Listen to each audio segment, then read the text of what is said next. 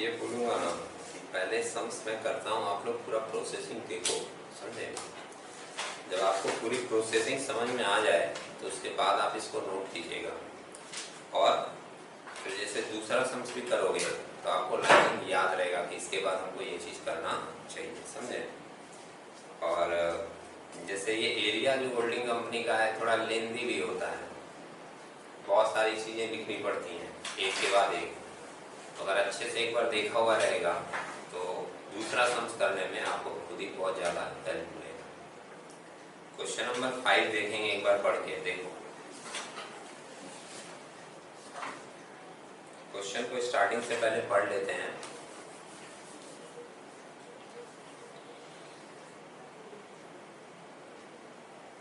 कोई पढ़े मेरे बिहाफ में, पढ़ते हैं।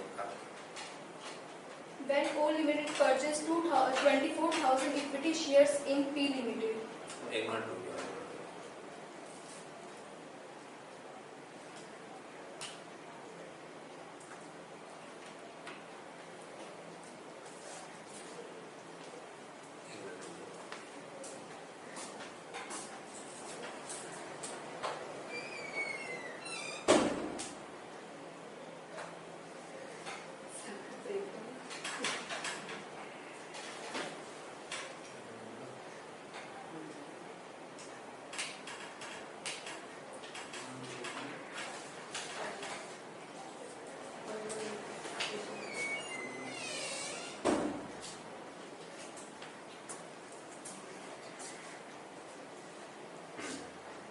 मिल गया क्या क्वेश्चन? ओके, पढ़ो। When O Limited purchased 24,000 equity shares in P Limited on 1st January 2015. Okay. P Limited has rupees 22,500 in general reserve and rupees 37,500 debit in profit and loss account. यही इंतजार ही कर रहे थे। आइए बैठिए, यहीं बैठे हो।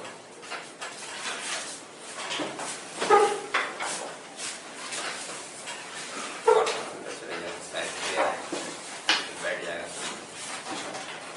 कोई बुक वगैरह मत निकालिए, समझ रहे हैं। सिर्फ क्वेश्चन अगर मिल जाए तो वो निकाल कर देखिएगा, कुछ लिखना नहीं है, अभी शांति से सिर्फ सुनना है, समझे। ये होल्डिंग का एक क्वेश्चन हम लोग उठाए करने के लिए।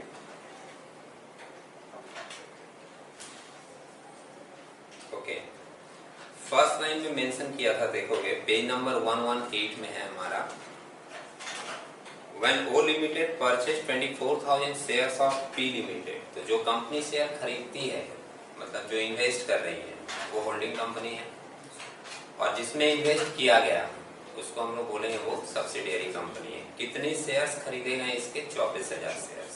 और क्या बता रहा है आगे कि जिस दिन ये शेयर खरीदा गया 1 जनवरी 2015 को, P Limited had rupees 22,500 in general reserve। उसके पास जनरल रिजर्व में पहले से था कितना? 22,500 and rupees 37,500 debit balance in profit and loss account. Profit and loss account का डेबिट बैलेंस दिया रहता है तो वो इंडिकेट करता है कि वो हमारा लॉस है ना। तो दो बैलेंसेस दिए हुए थे from their balance sheet on 31 December 2015 prepare a consolidated balance sheet. नीचे एक बैलेंस शीट दी हुई है, देखिएगा। इसमें शेयर होल्डर फंड है जिसमें शेयर कैपिटल ऑफ ₹10 ईच है, दिख रहा है। अभी आप एक बार P लिमिटेड का देखो, उसमें 3 लाख का कैपिटल दिया हुआ है, मिला। 3 लाख को 10 से डिवाइड करेंगे तो नंबर ऑफ शेयर कितना आएगा? 30,000। और फर्स्ट टाइम में अभी हम लोग पढ़े कि इस 30,000 में से कितने शेयर को खरीद लिया गया है? 24,000। तो सबसे जो पहला लाइन हम लोग निकालते हैं कैलकुलेट करके, उसको हम लोग नाम देते हैं डिग्री ऑफ कंट्रोल। समझ रहे हैं? मैं लिखूंगा अभी, आप लोग पहले पूरी प्रोसेसिंग देखिएगा, समझे। तो पूरा कंप्लीट हो जाए फिर आप लोग लिखिएगा। सबसे पहले हम लोगों को एटलीस्ट प्रोसेस समझ लेना चाहिए कि लिखने का तरीका हमारा क्या रहेगा। पूरे समझ आराम से करेंगे, कोई जल्दीबाजी नहीं रहेगी। पहला लाइन हम लिख रहे हैं डिग्री ऑफ कंट्रोल, दिख रहा है ये लाइन? डिग्री ऑफ कंट्रोल, इसका हम लोग जिस दिन एडजस्टमेंट सारा डिस्कस कर रहे थे उस दिन हम लोग पढ़े थे क्या लिखा हुआ था line, number of shares purchase by holding company, है ना। आप लोग के मन में जो विचार आए व्यक्त कर सकते हैं, कोई प्रॉब्लम नहीं है, समझे। Number of share purchase by holding company था, इसमें हमारा होल्डिंग कंपनी कौन है, ओ लिमिटेड, जो खरीद रहा है शेयर को। तो लिखेंगे number of share purchase by O limited divided by total number of shares of P limited, जिसका खरीदा गया है ना। कितना शेयर्स खरीदा है, 24,000। कितने टोटल शेयर्स हैं, 30,000। कितना आ जाएगा, आप इसको 6 से कैंसिल कर सकते हो तो 4/5 है ना। 0.8 भी ले सकते हैं, परसेंटेज में आ जाएगा, ऐसे फ्रैक्शन में लिख रहे हैं 4/5 सेम चीज है। और अगर 4/5 हमारा डिग्री ऑफ कंट्रोल है तो माइनॉरिटी इंटरेस्ट कितना होगा, देयरफॉर लिखेंगे minority interest equals to 1 minus 4/5, कितना आएगा 1/5। ठीक है। सबसे पहला कैलकुलेशन हम लोग इसमें करते हैं माइनॉरिटी इंटरेस्ट का ही, जिसको हम लोग नाम दिए थे, बोले थे ये वर्किंग आप दे सकते हो नंबर 1 करके। कंट्रोल चार्ट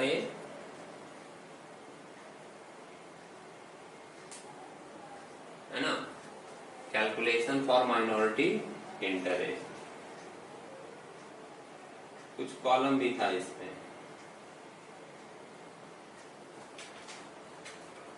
इंटरेस्ट, ये हम लोगों का फर्स्ट कैलकुलेशन होगा।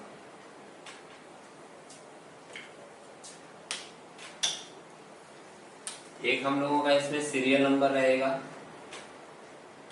एक पार्टिकुलर जिसमें डिटेल्स लिखेंगे, एडजस्टमेंट करेंगे।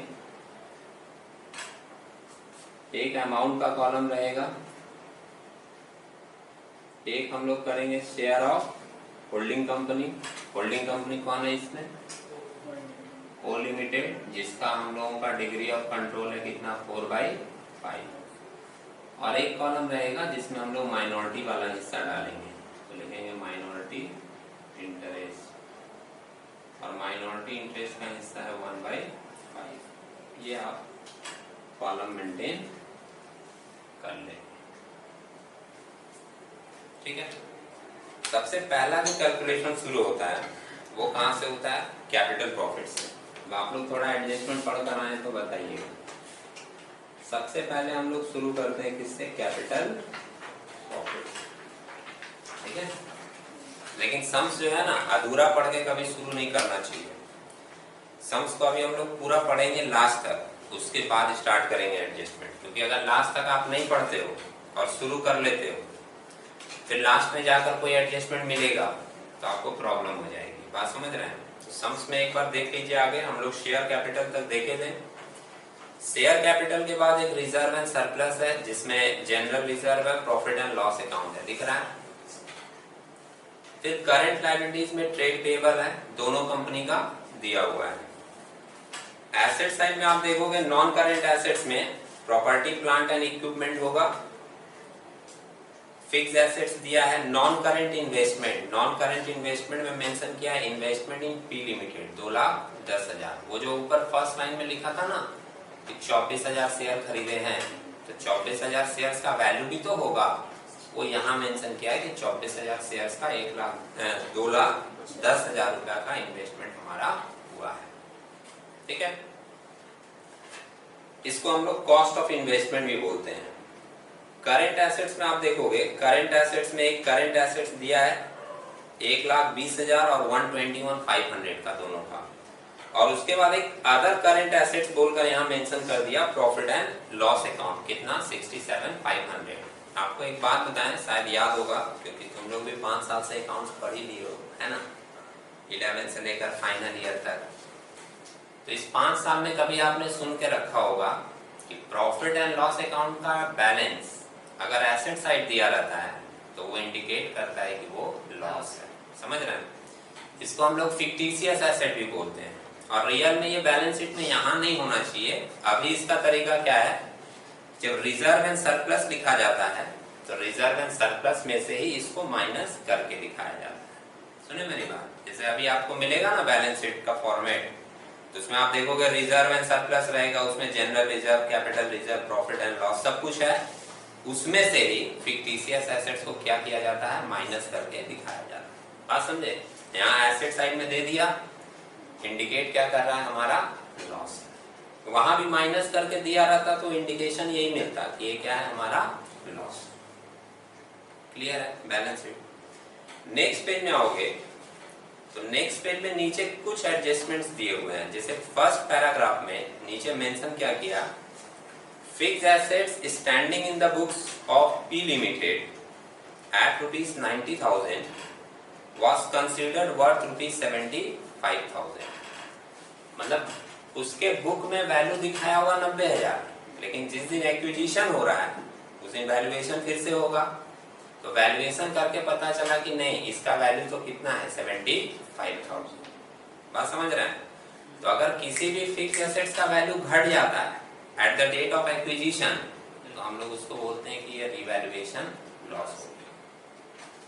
90 का था, 75 का हो गया, तो बोलेंगे 15,000 का रिवैल्यूएशन लॉस। आगे क्या मेंशन किया, date of purchase of control for the purpose of determining the value of shares 20% depreciation has been written off since acquisition.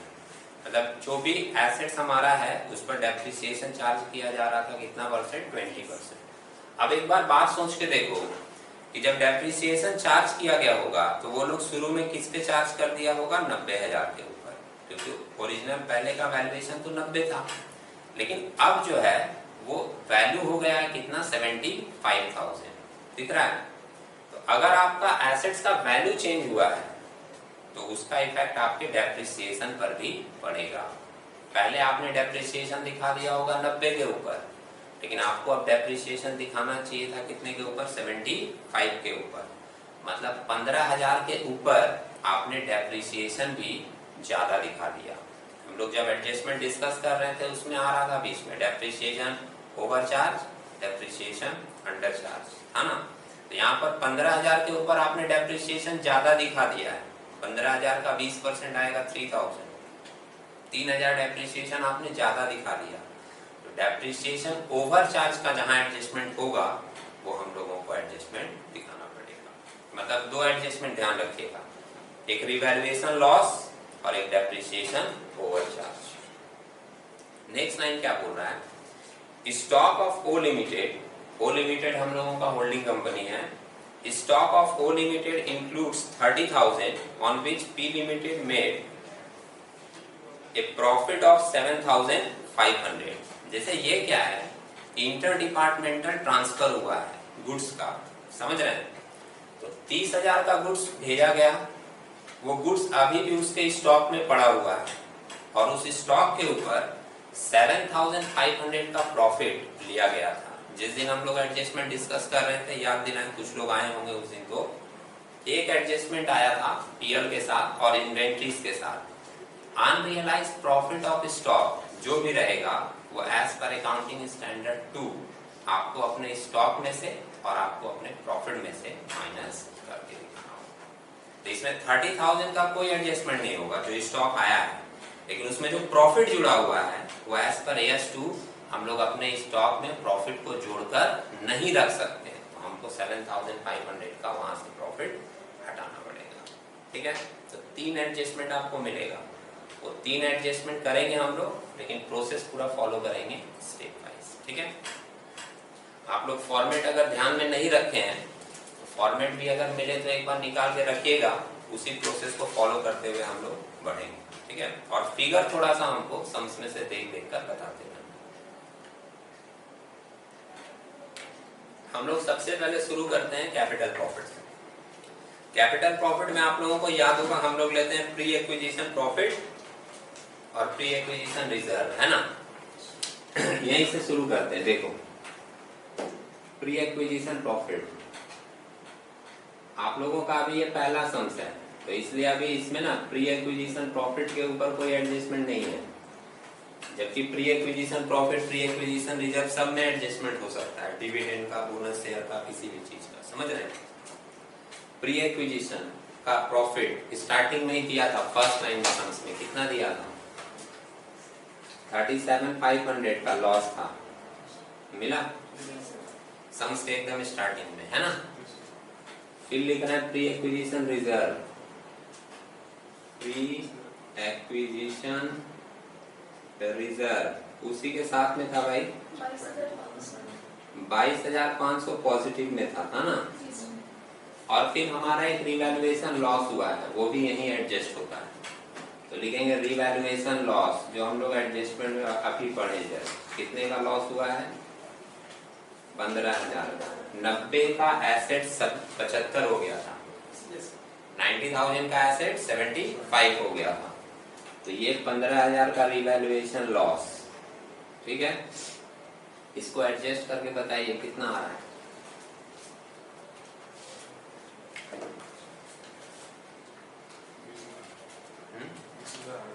Twenty ना, मेरे हिसाब से तो 30 आएगा, और वो भी 30,000 निगेटिव में आएगा। समझ रहे हैं? प्लस माइनस की भी परीक्षा होगी अभी आपकी इस सम्स में, देखिएगा। अब ये 30,000 जो आता है, इसमें हम लोग लेस करते हैं माइनॉरिटी इंटरेस्ट। माइनॉरिटी इंटरेस्ट हम लोग निकाले हैं 1/5 यहाँ पर, है ना? 30,000 का 1/5 कितना आएगा? 6,000। तो ये तो माइनॉरिटी का हिस्सा है, ब्रैकेट में रहेगा भाई, क्योंकि लॉस में चल रहा है। समझ रहे हो? ये 6,000 हम लोग डाल देंगे माइनॉरिटी में, दिख रहा है ना लिखने का तरीका? और ये होल्डिंग कंपनी का जो हिस्सा बचेगा वो यहाँ लिख दिया जाएगा। अब बताओ होल्डिंग का कितना बचेगा हिस्सा? 24। ओके, बोलो। 30, 30 तो था ही, उसमें 6 तुम हटा भी रहे हो, 24 बचेगा। समझ रहे हैं? और 24,000 जो यहाँ बचेगा वो भी निगेटिव में रहेगा। कुछ लोग बहुत ध्यान से देख रहे हैं, वो ये भी सोच रहे हैं कि प्लस प्लस माइनस माइनस हो रहा है, तो हम प्लस करके यहाँ पे लिख सकते हैं। ऐसा मत कीजिएगा। समझ रहे हैं मैं क्या बोल रहा हूँ? समझ आ रहा है ना? जैसे ये सोच रहा है कि माइनस है और ये भी माइनस है, तो माइनस माइनस करके प्लस कर दें, ऐसा नहीं सोचना। आप एकदम कॉन्सेप्चुअली सोचिएगा। वो क्या रहा है पता है कि 30,000 का लॉस निकला है। अब 30,000 के लॉस में 2 लोगों को बांटना है, होल्डिंग अपना लेगा, माइनॉरिटी को अलग देगा। तो जैसे प्रॉफिट बढ़ता है वैसे लॉस बढ़ रहा है। अब एक का लॉस निकल गया 1/5 6,000, तो उधर 6,000 गया, अब इसका कितना बचेगा? 24,000। समझ रहे हैं? और लॉस में ही चलेगा। और ये जो आता था इसको हम लोग क्या लिखते थे? Transfer to cost of control, है ना? ये लाइन मैंने पूरी अंडरलाइन करवाई थी कि हम लोग इसको कहाँ ट्रांसफर कर देंगे? Cost of control. अब जो दूसरा पॉइंट है वो हम लोग लेते हैं post acquisition profit. Post acquisition profit. अब पोस्ट एक्विजिशन प्रॉफिट लेने का तरीका क्या था? फुल फॉर्मेट में डिस्कस किए हैं। ब्रैकेट में हम लिखवाए थे profit as per balance sheet. Sums में जाके देखिए बैलेंस शीट में कितना प्रॉफिट दिया था पी लिमिटेड का। पी लिमिटेड का देखो। ओके, अब एक बात मैं और बता दूं, यहाँ आपको याद रहे तो याद रखिएगा, नहीं तो गलती ये भी होगी। जैसे जब मैं बोल रहा हूँ कि आप प्रॉफिट देखिए उसमें या आप रिजर्व देखिए, तो तुम्हारे पास 2-2 प्रॉफिट है, 2-2 रिजर्व है, तुम उसमें कंफ्यूज हो जा रहे हो कि कौन सा चूज करें। लेकिन एक बात आप सोचो कि माइनॉरिटी इंटरेस्ट वाले कैलकुलेशन में हो क्या रहा है? डिस्ट्रीब्यूशन हो रहा है। कॉन्सेप्ट क्लियर है ना होल्डिंग का? तो हम लोग माइनॉरिटी में क्या कर रहे हैं? बंटवारा कर रहे हैं कि होल्डिंग बोल रहा है इतना मेरा हिस्सा है और इतना बाहर वाले का हिस्सा है, यही कर रहा है ना? तो बस थोड़ा सा 5 सेकंड अपने दिमाग में शांत करके सोच लो कि होल्डिंग कंपनी अपना प्रॉफिट का बंटवारा क्यों करेगा? बंटवारा किसका होगा? सब्सिडियरी वाले का होगा ना। सब्सिडियरी कंपनी का प्रॉफिट हम लोग देखेंगे, उसका डिस्ट्रीब्यूशन करेंगे ना। सब्सिडियरी कंपनी का रिजर्व देखेंगे, उसका डिस्ट्रीब्यूशन करेंगे ना। होल्डिंग कंपनी अपना क्यों बांटेगा?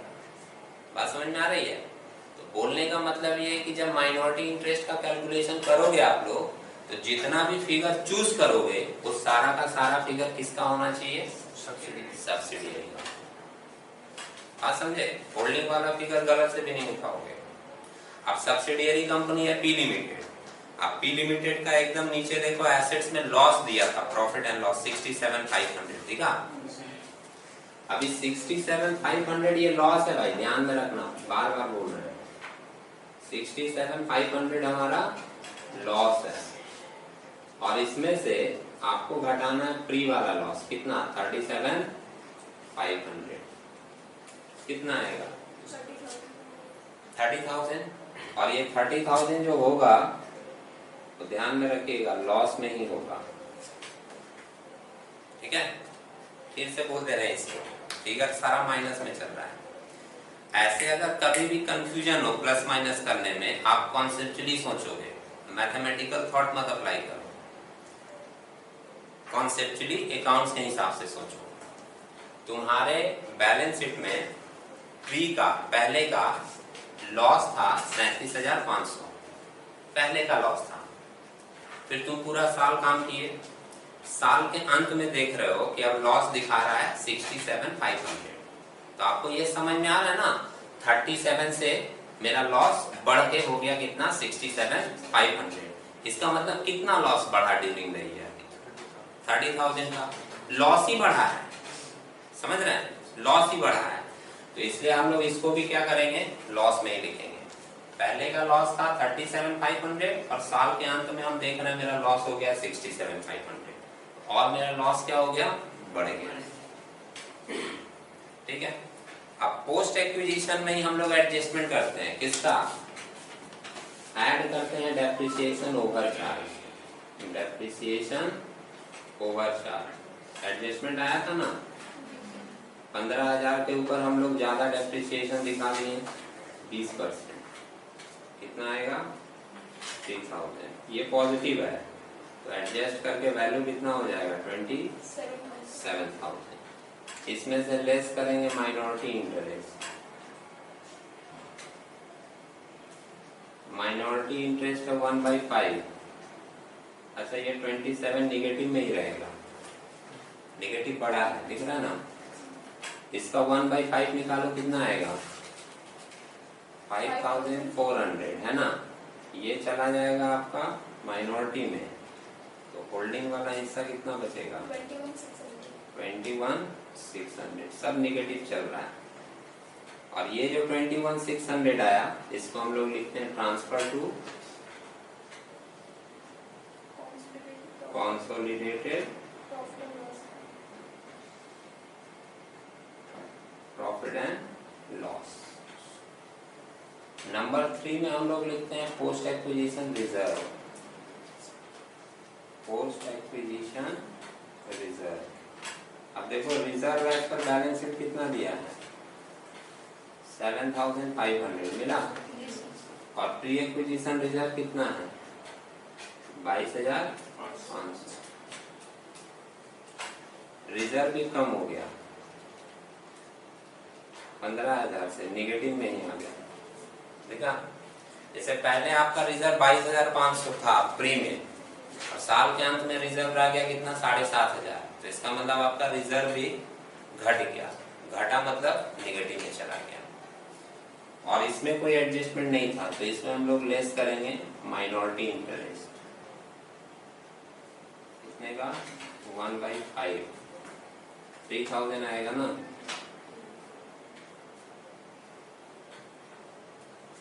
3,000 आ जाएगा माइनॉरिटी में और होल्डिंग वाला हिस्सा कितना बचेगा? 12,000 माइनस में। सही है। और इसको हम लोग लिख देते हैं ट्रांसफर टू, हाँ लाइन याद है, बस कहाँ क्या ऐड होगा इसे थोड़ा सा मुश्किल है याद करना है। Transfer to consolidated reserve.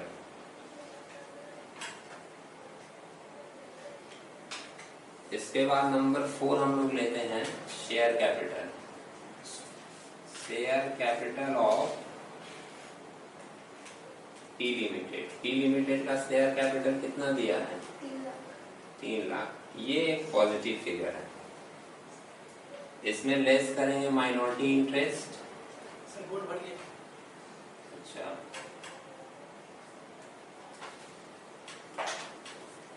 हाँ, नीचे नहीं दिख रहा है? ठीक है, इसको इस साइड लिख देंगे। पॉइंट नंबर 4 इधर लिख दे रहे हैं, है ना, नहीं तो कंफ्यूजन हो जाएगा। पॉइंट नंबर 4 मैं यहाँ पर लिख रहा हूँ ना। 3 नंबर तक तो यहाँ तक क्लियर है ना। 4 नंबर में यहाँ लिख दे रहा हूँ share capital of T limited. ये 3 लाख का दिया हुआ है सम्स में पॉजिटिव। इसमें हम बोले लेस करेंगे माइनॉरिटी इंटरेस्ट 1/5, 60,000 आएगा, है ना।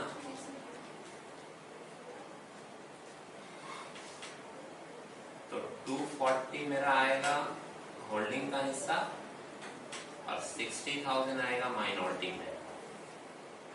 सही है। इसको हम लोग कहाँ ट्रांसफर करते हैं? Transfer to cost of control.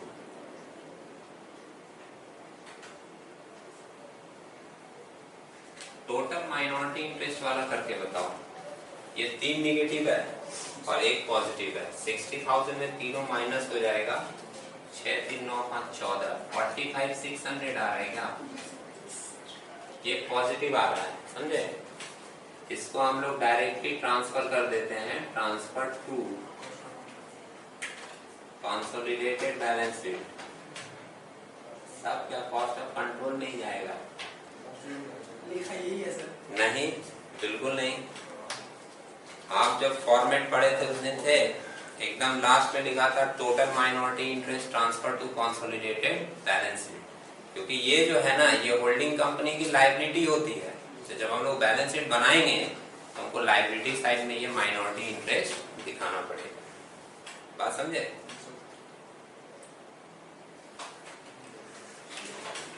अब हम लोग सेकेंड पार्ट बनाते हैं, cost of control. Cost of control क्यों बनाया जाता है? For the purpose of determining capital reserve और गुडविल। तो दूसरा बना रहे हैं कंट्रोल चार्ट बी।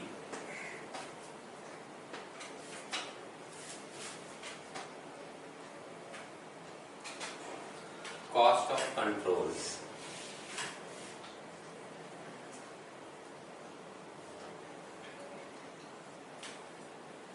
दो कॉलम कर लें,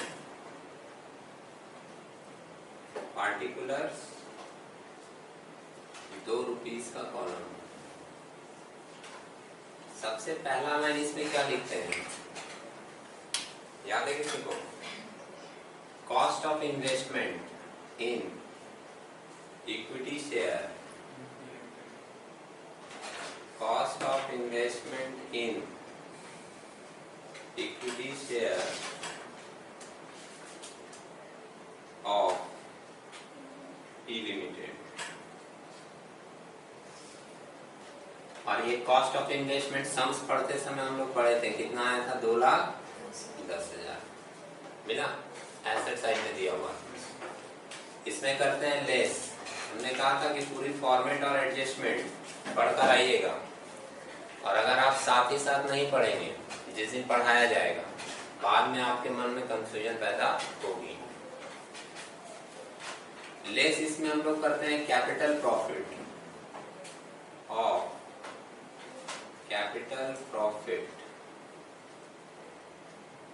of P limited share of O limited.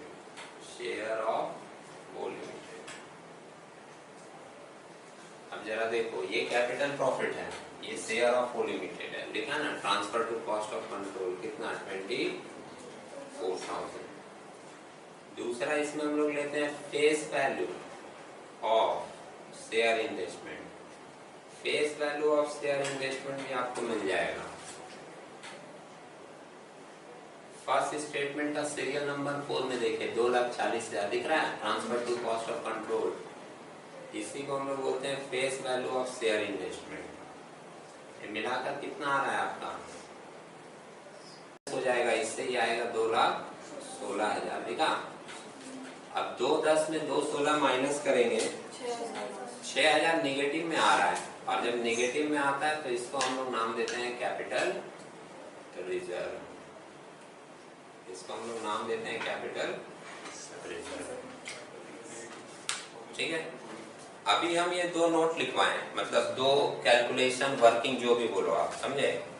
इसके बाद जितना भी एडजस्टमेंट हुआ था, मैंने कहा था कि उसका नोट्स आप क्या करोगे, जैसे बैलेंस शीट में नोट्स टू अकाउंट बनाते हैं वैसे बना के करोगे, समझे। क्योंकि आपको कंसोलिडेटेड बैलेंस शीट बनाना है, और बैलेंस शीट बनाने के लिए नोट्स टू अकाउंट आपको दिखाना पड़ेगा।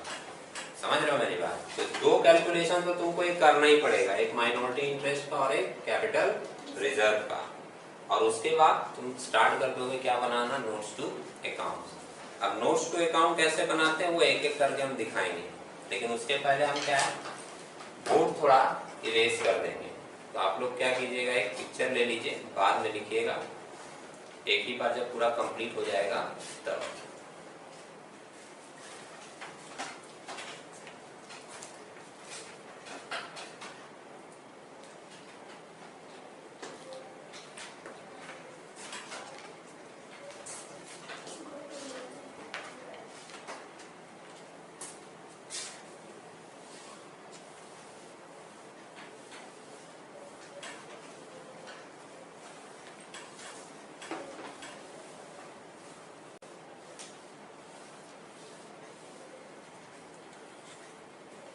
क्या बोल रहे हो भाई, धीरे धीरे बोल रहे हो, मुस्कुरा भी रहे। हाँ, पहले सम्स कंप्लीट कर ले, फिर हम भी मुस्कुराएंगे साथ में। ठीक है, अभी हम अपने आप को तुम्हारे साथ डिस्ट्रैक्ट नहीं करेंगे, नहीं तो लास्ट में तुम ही सबसे पहले बोलेगा तो बैलेंस शीट मिला नहीं, समझे। देखिए, अब बनाने जा रहे हैं नोट्स टू अकाउंट्स।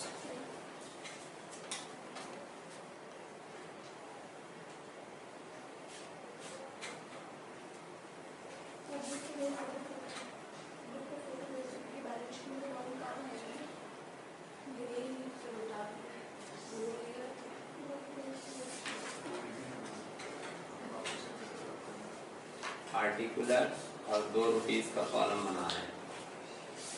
चलिए आप लोग थोड़ा सा सम्स में से फिगर देखकर बताते रहिएगा। सबसे पहला एक नोट बनाएंगे हम रिजर्व एंड सरप्लस का। सुनो, नोट ऐसे बनता है, पहला शेयर कैपिटल का, सुने। लेकिन शेयर कैपिटल में ना कोई एडजस्टमेंट नहीं है, शेयर कैपिटल सिर्फ होल्डिंग का दिखाया जाता है। सम्स में देख लो, होल्डिंग कंपनी का शेयर कैपिटल कितना है, 7,50,000, तो डायरेक्ट दिखा देंगे, एक लाइन की चीज है, समझ रहे हैं। जहाँ एडजस्टमेंट थोड़ा ज्यादा रहेगा वो बनाओगे। अगर मान लीजिए आप प्रैक्टिकली वर्क कर रहे हैं किसी कंपनी में, तब तो आपको एक एक लाइन का नोट बनाना पड़ेगा। लेकिन यहाँ तो हमको एग्जाम देना है, एग्जाम में टाइम मैनेजमेंट भी तो इम्पोर्टेंट है। ऐसा तो नहीं कि हम एक सम्स को लेकर 1.5 घंटा बनाते रहेंगे, बात समझ रहे हैं। तो इसलिए क्या है, शेयर कैपिटल को हटा के हम लोग नोट शुरू कर रहे हैं किससे, रिजर्व एंड सरप्लस से। अब रिजर्व एंड सरप्लस के अंदर सुनिएगा, रिजर्व एंड सरप्लस में हमारा एक निकला था कैपिटल रिजर्व, निकला था ना, अभी जस्ट निकाले कॉस्ट ऑफ कंट्रोल में, कितने का, 6,000 का। ठीक है, बी नंबर में हम लोग लेंगे कंसोलिडेटेड पीएल। कंसोलिडेटेड का मतलब होता है मिला हुआ। अब इसमें आपको लेना है profit of holding company. Holding company का क्या नाम था, ओ लिमिटेड। अब इसका प्रॉफिट देखिए बैलेंस शीट में कितना दिया है, जो उस समय तुम बोल रहे थे ना 60,000, वो यहाँ लिया जाएगा 60,000। इसमें ऐड होगा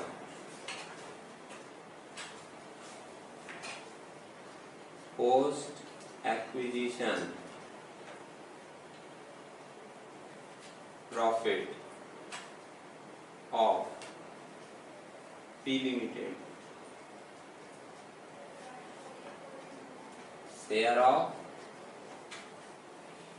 ओ लिमिटेड, मतलब पी लिमिटेड का जो प्रॉफिट था पोस्ट एक्विजिशन, उसमें ओ लिमिटेड का जितना हिस्सा है वो। आप लोग एक बार माइनॉरिटी वाला देखो, माइनॉरिटी वाला कैलकुलेशन जो अभी हम किए थे उसमें था ना पॉइंट नंबर 2 में ट्रांसफर टू कंसोलिडेटेड पीएल, कितना ट्रांसफर हुआ था? 21,600 है ना। तो 21,600 वो क्या निगेटिव में था? निगेटिव में था या पॉजिटिव था? नेगेटिव में था। तो ये भी ध्यान रखना होगा ना, ये ऐड करके कितना मिलेगा आपको? 38,400 है ना। और इसमें से हम लोग लेस करते हैं unrealise profit on stock, unrealise profit on stock. ये जो आपके एडजस्टमेंट में दिया था कि 30,000 का स्टॉक है जिसमें 7,500 प्रॉफिट जुड़ा हुआ है, मिला। ये एडजस्ट करके फिगर बाहर चला जाएगा हम लोगों का, जो भी आएगा शायद 30,900। समझ रहे हैं? ठीक है, ये पीएल का पूरा एडजस्टमेंट ये कौन कर रहा है? अब ये कर रहा है होल्डिंग कंपनी। जब माइनॉरिटी में सारा कैलकुलेशन हो रहा था, फिगर सारा किसका लिया जा रहा था? सब्सिडियरी का। लेकिन अब जब कैलकुलेशन ये होगा तो ये सारा किसको ध्यान में रखकर होगा कि ये सब फिगर कौन किसका लिया जा रहा है? होल्डिंग कंपनी का। समझ रहे हैं? अब इसमें हम लोग पीएल के बाद सी नंबर और एक पॉइंट ले लेंगे कंसोलिडेटेड रिजर्व का।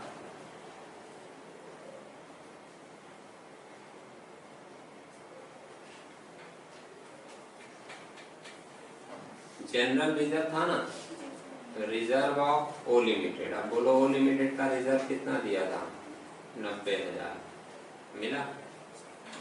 फिगर सम्स में देखना बहुत जरूरी है, नहीं तो बाद में आप खुद करने बैठोगे ना तो सबसे ज्यादा कंफ्यूजन यही आएगा, फिगर कहाँ से उठाया गया है। समझे?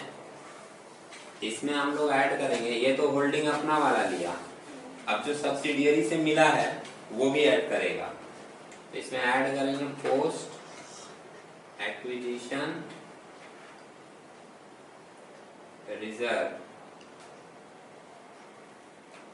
Of P limited. फर्स्ट वाले कैलकुलेशन में जाकर देखो, शेयर ऑफ ओ लिमिटेड कितना निकला था? 12,000 माइनॉरिटी इंटरेस्ट के पॉइंट नंबर 3 में, है ना। उसमें आया था 12,000 नेगेटिव में। आपको वो चार्ट अपने पास रखना होगा लिख के, तब आपको ये समझ में आएगा कि वो फिगर कहाँ से ट्रांसफर होकर आया है।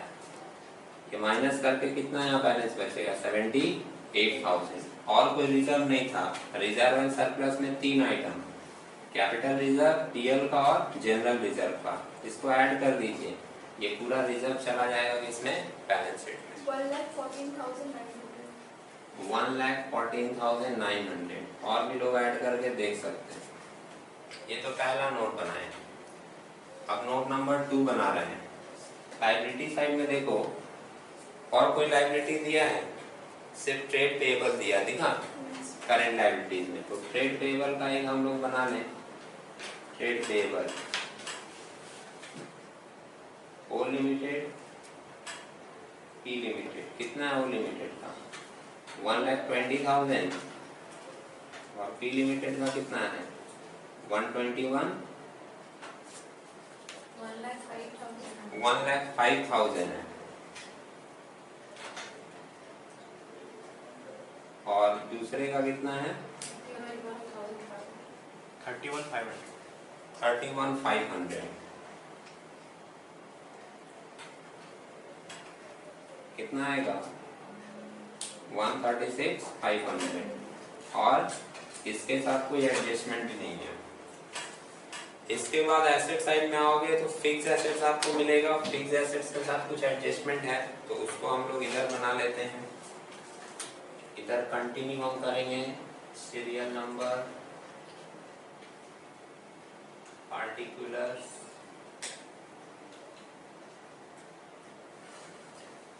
और 2 रुपीस के कॉलम। नोट नंबर 3,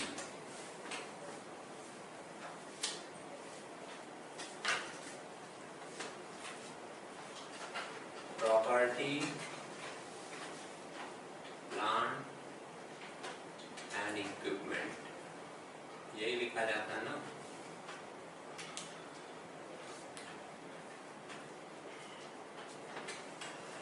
इसमें आप ले लोगे tangible fixed assets, P limited, O limited.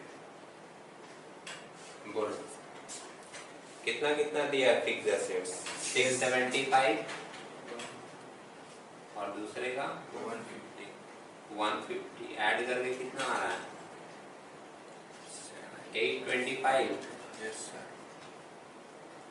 इसमें लेस होगा रिवैल्यूएशन लॉस, याद आया? स्टार्टिंग में ये एडजस्टमेंट हुआ था, पढ़े भी थे हम लोग। कितने का रिवैल्यूएशन लॉस था? 15,000 का। माइनस करके कितना आ रहा है? 8,10,000। और इसी में ऐड होगा डेप्रिसिएशन ओवर चार्ज। अब सुनो, डेप्रिसिएशन ओवर चार्ज है ना, कितना था? 20% था, 3,000 आया था, निकाले थे तो माइनॉरिटी इंटरेस्ट के समय। तो फाइनल फिगर कितना आएगा? 8,13,000। क्लोज। नंबर 4, और कोई एसेट्स है? इन्वेस्टमेंट जो था ना वो तो हम लोग एडजस्ट कर लिए थे कॉस्ट ऑफ कंट्रोल में, 2,10,000 वही था ना। उसके अलावा अगर कोई और दूसरा इन्वेस्टमेंट होता तो वो यहाँ पर लिया जाता, लेकिन वो इन्वेस्टमेंट तो था सब्सिडियरी वाला, वो तो कॉस्ट ऑफ कंट्रोल में एडजस्ट हो गया। सुने, तो दोबारा यहाँ नहीं लेंगे। करंट एसेट्स एक दिया हुआ है, देखा?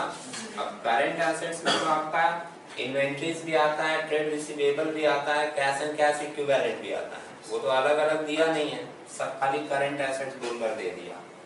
तो हम लोग पी लिमिटेड का अलग लिखेंगे, ओ लिमिटेड का अलग लिखेंगे। पी लिमिटेड का कितना? 1,20,000। और ओ लिमिटेड का कितना है? 121,500। टोटल आ रहा 141,500।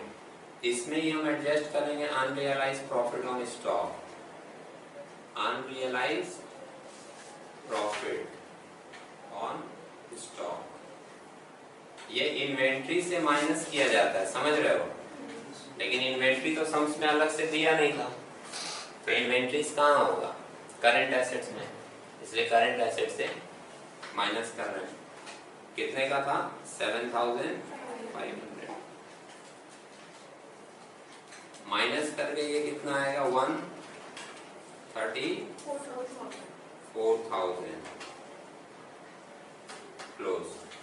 अब ये जो हम लोगों को इतना मिला है ना नोट्स टू अकाउंट्स में, इन सब को लेकर हम लोगों को बनाना है एक बैलेंस शीट।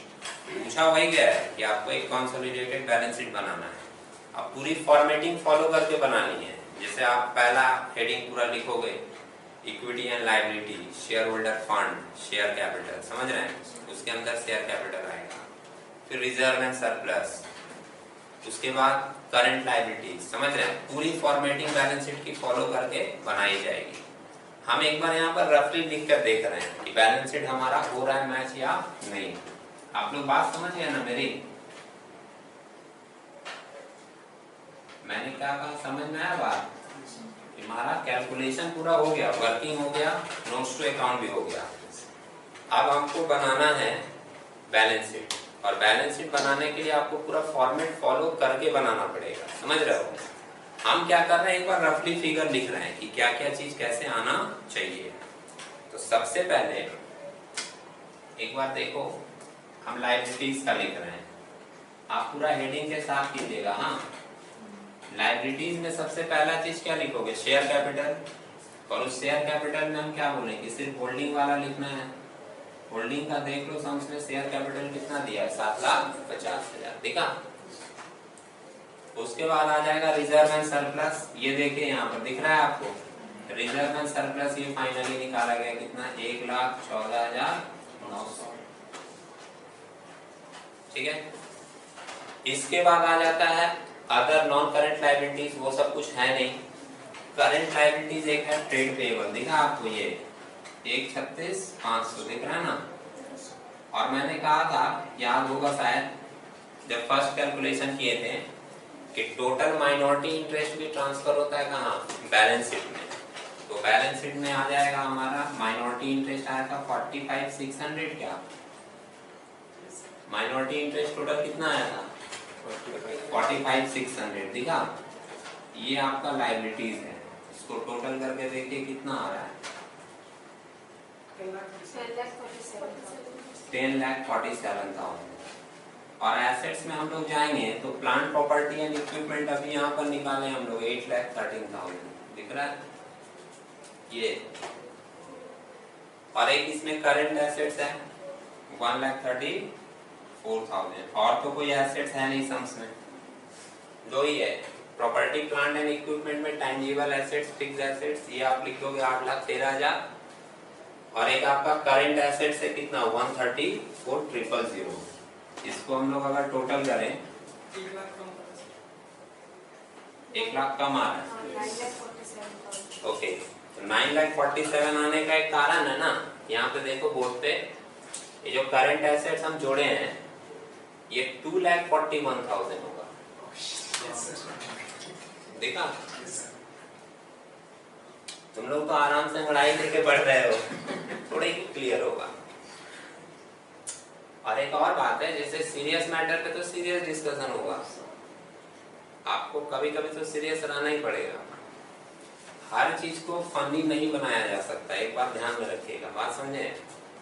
हर चीज को फनी नहीं बनाया जाता, कुछ चीजें सीरियसली ही वर्क की जाती हैं, डिसिप्लिनरी वे में करना पड़ेगा। तो ये हमारा यहाँ पर 241 होगा भाई, ऐड करके 234 होगा, दिखा। ये भी कितना हो जाएगा 234। अब आ जाएगा अपना 1047। अच्छा, मैंने शुरू में ही कहा था कि मैच नहीं करेगा तो सबसे पहला आंदोलन तुम ही करोगे, और वो हकीकत भी निकला। इसलिए बोले थे शुरू से फोकस करके चलना और कैलकुलेशन क्लियरली बताते चलना। सर इसका एक और रीजन भी तो है कि हम लोग आपको ब्लाइंडली क्लियर करते हैं कि आप सच ही करोगे। हाँ, ऐसे कभी भी ब्लाइंडली किसी के ऊपर फेथ नहीं करना चाहिए, उचित नहीं है।